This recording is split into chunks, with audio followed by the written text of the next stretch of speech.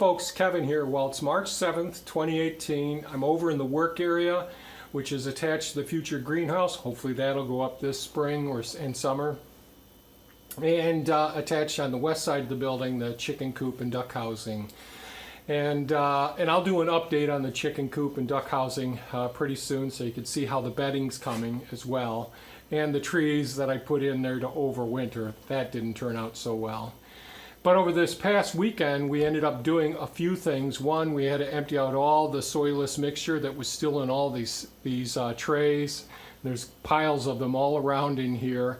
Clean up the whole work area. Thea spent a lot of time cleaning it up. I assembled 2 more of these Trinity commercial grade shelving units, which we use for starting the seeds, and installed some of the Fiat LED lights in them as well.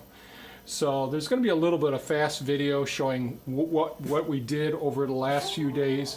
I still have a bit more to do with the system and all, but today's video is just a little bit of time-lapse video showing us doing a couple of things in here, and then a little bit of music with it.